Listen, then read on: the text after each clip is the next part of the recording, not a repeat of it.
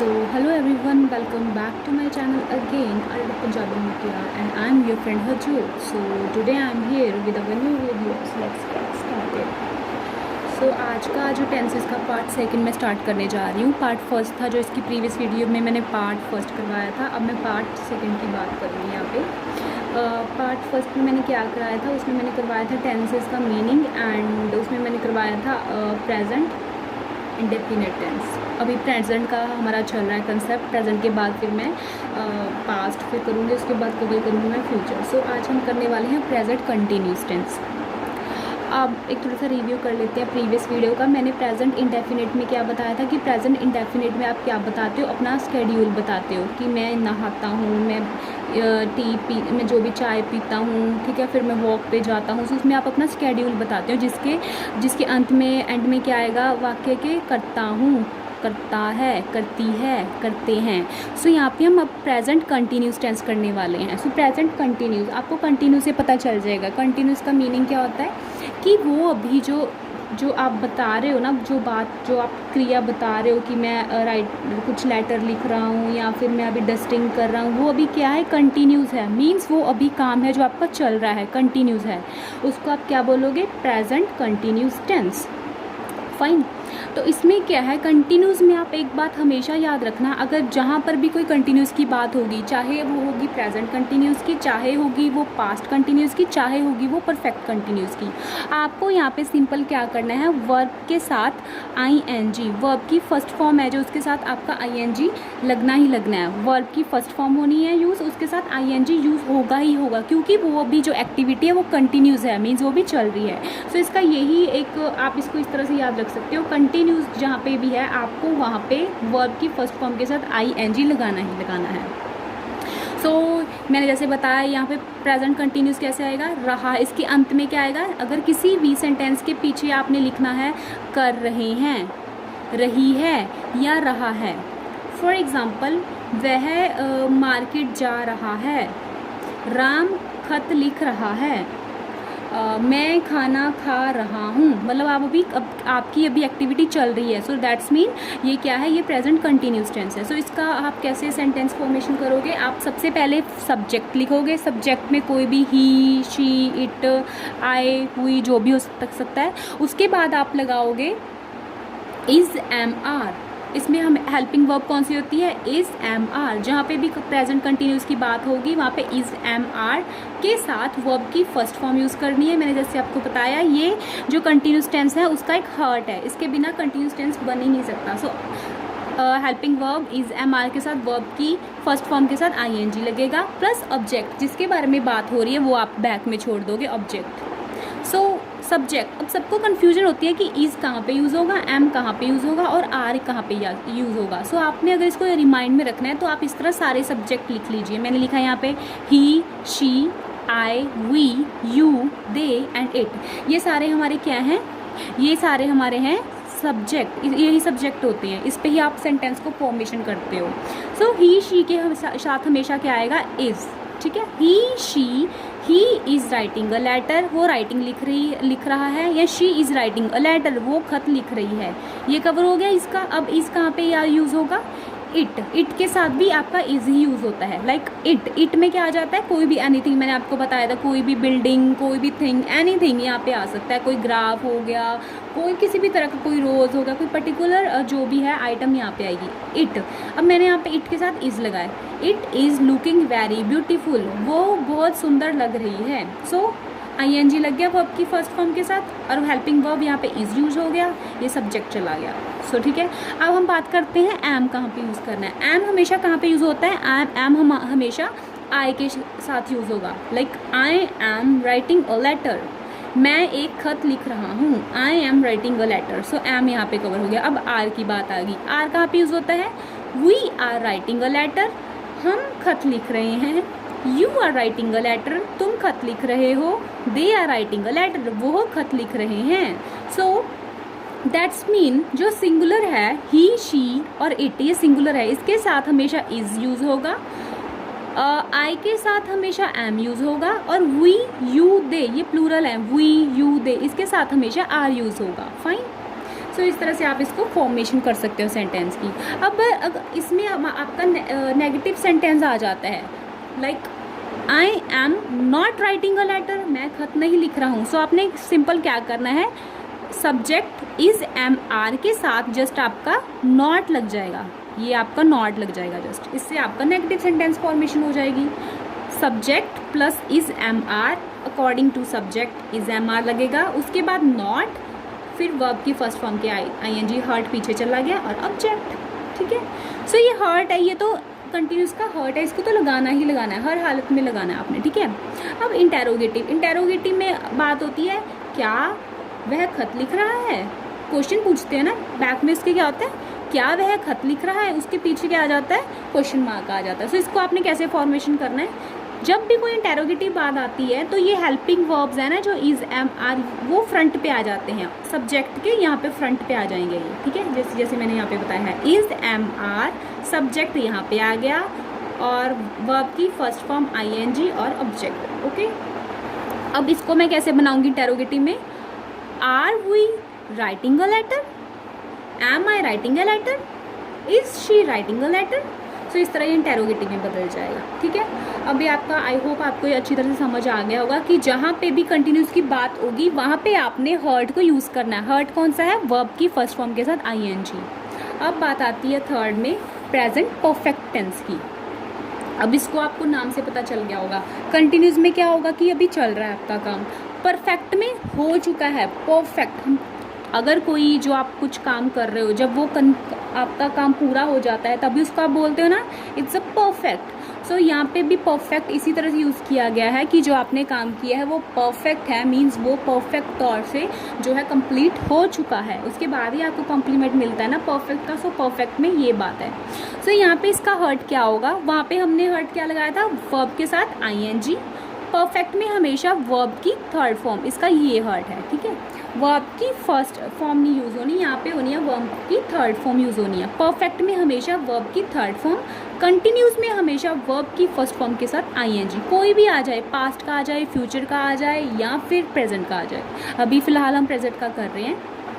सो हाँ जी, अब इसमें present perfect tense. Present perfect tense क्या होते हैं, जब आप बोलते हो कि वह खत लिख चुके हैं, वह खत लिख चुकी है, सीमा खत लिख चुकी है, या फिर कोई भी नाम ले लो, कुछ भी लगा सकते हो, मोहन खत लिख चुका है। सो चुका में इसमें क्या होगा कि आपका टास्क है वो कंप्लीट हो चुका है, हम मार्केट जा चुके हैं, हम कोई भी जो शॉपिंग है कर चुके हैं। सो इसमें या इस तरह से आएगा। ठीक है, अब इसकी फॉर्मेशन कैसे होगी सेंटेंस की देख लीजिए। सब्जेक्ट कोई भी, I, you, we, they, it, he, she, subject plus, अब इसकी हेल्पिंग वर्ब कौन सी होती है, इसकी हेल्पिंग वर्ब होती है हैज़ और हैव। ओके, हैज़ और हैव। जैसे कि प्रेजेंट कंटिन्यूस की हेल्पिंग वर्ब होती है इज एम आर, और परफेक्ट में क्या आता है, हैज़ एंड हैव। ओके, सो उसके साथ मैंने आपको बताया यहाँ पे इसकी दिल की धड़कन वर्ब की थर्ड फॉर्म आनी थी, जैसे कि वहाँ पे फर्स्ट फॉर्म के साथ आई एन जी, यहाँ पे परफेक्ट है बिकॉज यहाँ पे फिर वर्ब की थर्ड फॉर्म प्लस ऑब्जेक्ट। मैं एक बात बता दूं, जब आप इसको अपनी डेली रूटीन में यूज़ करोगे पहले आपको दिक्कत आएगी, बट आफ्टर दैट आपको इसकी ना एक तरह की हैबिचुअल हो जाओगे, आपको सोचना नहीं पड़ेगा, आप बिना सोचे ही बात को बोल दिया करोगे। पहले पहले आपको दिक्कत आएगी, बट स्टार्टिंग थोड़ी सी बिगनिंग में दिक्कत आएगी, बट आफ्टर डैट आप आराम से बोल सकते हो अपनी इंग्लिश में। ठीक है, सो उसके बाद चलो स्टार्ट करते हैं। अब सब्जेक्ट अभी यहाँ पे दिक्कत होती है बच्चों को कि हैज़ कहाँ पे यूज़ करना है, हैव कहाँ पे यूज़ करना है। सो यहाँ पे मैं आपको बता दूँ, सिंगुलर के साथ हैज़ और प्लूरल के साथ हैव यूज़ होगा। ओके, सिंगुलर के साथ हैज़ और प्लूरल के साथ हैव। अब हैव किसके साथ यूज़ होगा, लेट्स सी, आई के साथ हमेशा हैव यूज़ होता है। ठीक है, I have written a letter, write, wrote, written, third form आ गई ना, written. I have written a letter, मैं खत लिख चुका हूँ। You have written a letter, तुम खत लिख चुके हो। We have written a letter, हम खत लिख चुके हैं। They have written a letter, वह खत लिख चुके हैं। इट हैज़, इट के साथ हैज़ आएगी, बट ये लाइन नहीं बन सकती, हैज़ रिटन नहीं आ सकता है। यहाँ पे आ सकता है कोई भी आप सेंटेंस फॉर्मेशन कर सकते हो, बट यहाँ पे इट के साथ हैज़ आएगा हमेशा, ठीक है, हैज़ आएगा। ये सेंटेंस नहीं बन सकता कि it has written a letter, no. ये इट तो क्योंकि मैंने बताया आपको लिविंग नॉन लिविंग थिंग है, तो वो राइटिंग थोड़ी करेगी लेटर को। तो यहाँ पे जो भी आप इट में कुछ भी आप लिख सकते हो, किसी भी थिंग का, कोई भी किसी भी चीज़, एनी थिंग, कोई भी इट में यूज़ हो सकता है। अब यहाँ पे ही और she is a singular, then इसके साथ आ गया हैज़, ही और she has written a letter, okay, कि वह खत लिख चुकी है। शी में कुछ भी, सीमा खत लिख चुकी है, ओके। सो ये है आपकी परफेक्ट टेंस की फॉर्मेशन। उसके बाद अगर आपने इसका नेगेटिव बनाना है तो नेगेटिव कैसे बनाओगे? Subject plus has, have plus not plus verb की थर्ड फॉर्म के साथ object. For example, you have not written a letter, तुम, ठीक है, आप बोल सकते हो कि तुमने कोई खत नहीं लिखा है, you have not written a letter, ठीक है। सो यहाँ पे इंटेरोगेटिव, अब इंटेरोगेटिव में क्या होता है? सेम क्वेश्चन मार्क, यहाँ पे क्या होगा? सेम, मैंने वैसे आपको बात बताई थी कि हैज़ हैव वो आगे आ जाएगा सब्जेक्ट के, और सब्जेक्ट पीछे चला जाएगा, यही बात होगी यहाँ पे। हैज़ हैव आगे आ गया, सब्जेक्ट पीछे आ गया, और फिर वर्ब की थर्ड फॉर्म प्लस ऑब्जेक्ट, ठीक है। सो ये था प्रेजेंट परफेक्ट। ये है हमारा लास्ट टेंस प्रेजेंट टेंस का। इसके बाद हमारे प्रेजेंट कंप्लीट हो जाएंगे, फिर हम करेंगे अपना पास्ट टेंस। सो इसमें क्या बोला जाता है? Present perfect continuous tense, present की अभी जो चल रहा है, परफेक्ट कंटिन्यूस टेंस। कंटिन्यूस भी है इसमें, परफेक्ट भी। अब आप इसमें कंफ्यूज हो गए कि परफेक्ट कंटिन्यूस दोनों कैसे हो सकते हैं। अब ये दोनों कैसे हो सकते हैं मैं आपको बताती हूँ कि ये अभी जो काम है प्रेजेंट में वो भी चल रहा है, बट परफेक्ट उसका टाइम पीरियड पता है कि कब से वो काम चल रहा है, ठीक है। लाइक वो 1996 से चल रहा है, वो 2004 से चल रहा है, वो कुछ 2 हफ्ते से पहले से चल रहा है काम। आपको जब एग्जैक्ट टाइम पता होता है कि वो जो काम कंटिन्यूस है वो कब से चल रहा है, तो आप वहाँ पे क्या यूज़ करोगे? प्रेजेंट परफेक्ट कंटिन्यूस टेंस, ठीक है। जो कंटिन्यूस टेंस अभी चल रहा है उसका टाइम पीरियड आपको पता है कि कब से स्टार्ट हुआ था। फॉर एग्जाम्पल, आपकी क्लासेज आपको पता है आपका सेमेस्टर कब से स्टार्ट हुआ था, अभी चल रहा है सेमेस्टर, बट कब से स्टार्ट हुआ था आपको पता है ना। तो आपको अकेला प्रेजेंट कंटिन्यूस टेंस में नहीं बोलोगे, आप उसको प्रेजेंट परफेक्ट कंटिन्यूस टेंस में बोलोगे, क्योंकि आपको उसका स्टार्टिंग टाइम पता है। फॉर एग्जाम्पल, लाइक कोई भी एग्जाम्पल लगा लो, इसमें आपका हिंदी में क्या आएगा? करता रहा है, चल रहा है, करता कब तक, ठीक है, करती रही है। वह 2 साल से क्या है, कोई भी कंपनी ए में काम करता रहा है, अब भी कर रहा है, बट उसका टाइम ड्यूरेशन पता है वो कब से कर रहा है। और करती रही है, करते रहे हैं। इसमें आपकी सेंटेंस फॉर्मेशन कैसे आ जाएगी? Subject plus same has have, ठीक है। देखो फॉर्मूला आपका सेम कौन सा रहना? कंटिन्यूस वाला रहना। कंटिन्यूस में आप क्या था, इसको भूल जाओ, आपको यहाँ पे नहीं लिखना, इसको भूल जाओ। कंटिन्यूस में क्या था आपका? Subject has have plus verb की फर्स्ट फॉर्म के साथ आईएनजी प्लस ऑब्जेक्ट, ठीक है। अब यहाँ पे क्या होगा? ऑब्जेक्ट। अब यहाँ पे कितनी आपने चेंज करनी है? सब्जेक्ट सेम रहेगा, हैज़ हैव सेम रहेगा, प्लस बीन, प्लस फिर वर्ब की फर्स्ट फॉर्म। हैज़ और हैव और बी आईएनजी के बीच में बीन आ जाएगा, एक न्यू वर्ड है ये, ठीक है, इट्स अ न्यू वर्ड। उसके बाद वर्ब की फर्स्ट फॉर्म ऑब्जेक्ट, फॉर और सिंस लग जाएगा, क्योंकि मैंने आपको बताया ना फॉर और सिंस क्यों होगा, क्योंकि मैंने आपको बताया कि यहाँ पे आपको परफेक्ट टाइम का पता होगा कि जो काम की आप बात कर रहे हो वो कब से स्टार्ट हुआ है। सो यहाँ पे फॉर एंड सिंस स्टार्ट में कब से स्टार्ट हुआ है वो आपका आ जाएगा। अब फॉर एग्ज़ाम्पल मैं एग्ज़ाम्पल लिखती हूँ, आई, सब्जेक्ट आई के साथ क्या आएगा? आई के साथ आ जाएगा हैव बीन, वर्ब की first form I have been writing a letter, मैं एक लेटर लिख रही हूँ, ठीक है। फॉर कितने डेज से? फॉर 2 डेज, 2 डेज से लिख रही हूँ, ठीक है। या फिर फॉर के सिंस भी लिख सकते हो, सिंस 2 डेज। अब ये सिंस और फॉर का मैं आपको बताती हूँ, इसका भी कंसेप्ट क्या है। एक सिंस है और एक फॉर है, ये कहाँ पे यूज़ होना है? सिंस वहाँ पे यूज़ होना है जब आपको पर्टिकुलर टाइम पीरियड पता होता है, पर्टिकुलर स्पेसिफिक पीरियड आपको पता होता है कि स्पेसिफिक पॉइंट कहाँ पे है। फॉर एग्ज़ाम्पल, आप 8 बजे से लिख रहे हो, आप रात के 10 बजे से लिख रहे हो, आप 1996 से लिख रहे हो, आप कोई भी लगा लो आप कहाँ से लिख रहे हो, आप अक्टूबर से लिख रहे हो, ठीक है। आपको जब स्पेसिफिक चीज़ पता होती है ना कि कब से स्टार्ट हुआ है, देन वहाँ पे आएगा सिंस।